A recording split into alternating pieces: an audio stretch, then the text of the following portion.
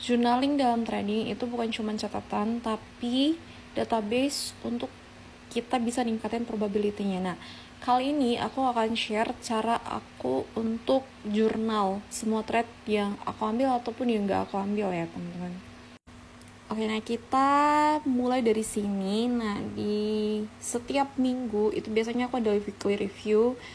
Itu fungsinya untuk lihat dan review price action seminggu itu kayak gimana dan apa kira-kira insight yang aku dapat dari situ. Nah, di setiap hari juga aku ada daily journal ya, dimana aku nentuin di hari itu setupnya itu kualitasnya seperti apa dan aku ambil trade atau enggak.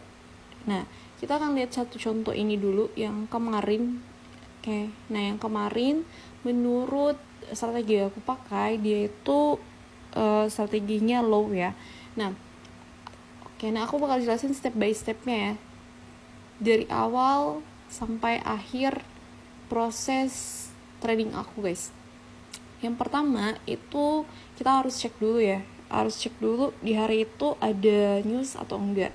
Nah, kemarin itu ada news jam 10 waktu US kayak PMI. Nah, kayak itu dulu.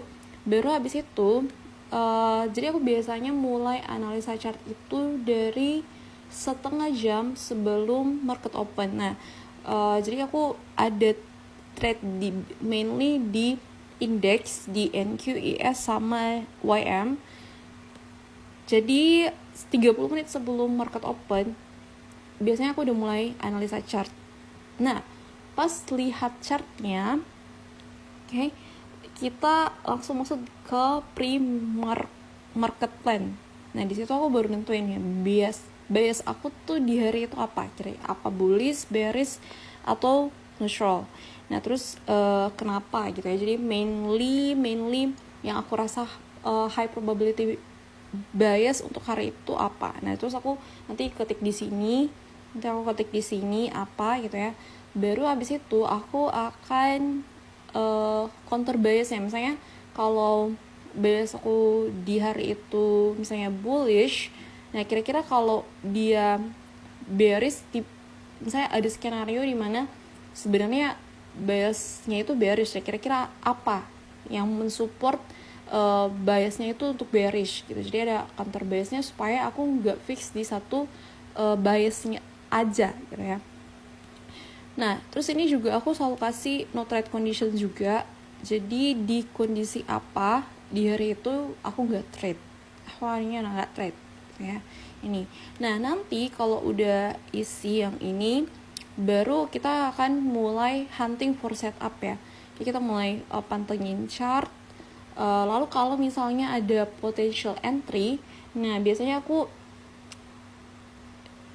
nah ini lumayan ribet sih protokolnya ya, tapi menurut aku memang ini penting supaya aku nggak sembarangan ambil trade juga.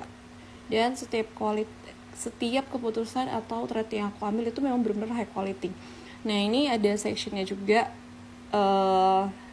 trade checklistnya yang aku buat untuk menentukan seberapa berkualitas trade tersebut gitu ya, menurut strategi yang aku pakai.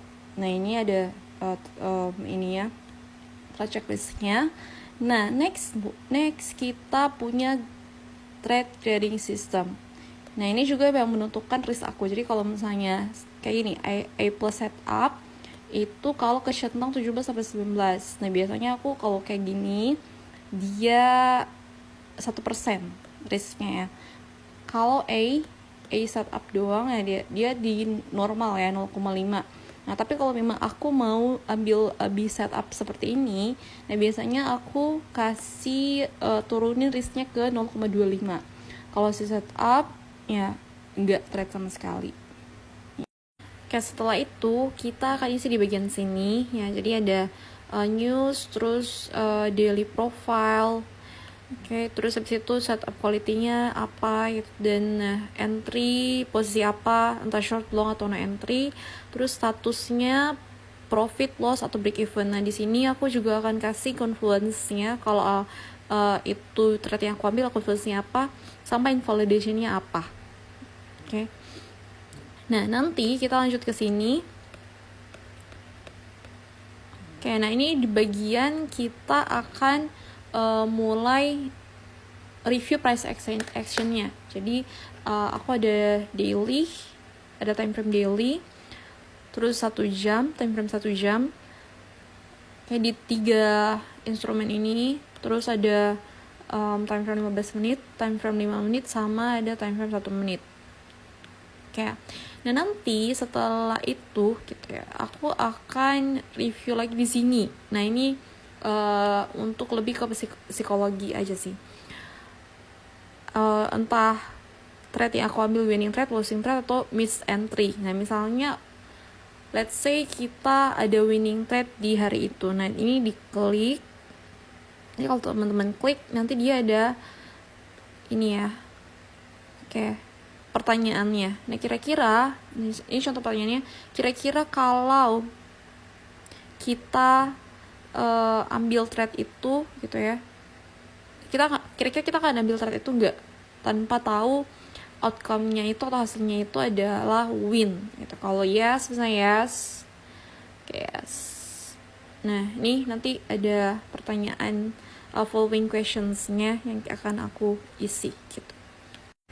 Nah sekarang kalau teman-teman mau tanya trading journal itu penting atau enggak, ya udah pasti 100% penting ya, karena aku sendiri pun mulai menikmati hasil dari trading dan mulai profitable itu sejak aku punya sistem yang jelas dan database kayak gini, dan rajin dan rutin disiplin untuk journaling ya. Jadi trade, review, repeat, trade, review, repeat ya. Jadi kalau ada teman-teman yang kepikiran untuk journaling dan belum pernah journaling sama sekali, nah ini mungkin adalah sign ya buat kamu untuk coba mulai journaling dari sekarang.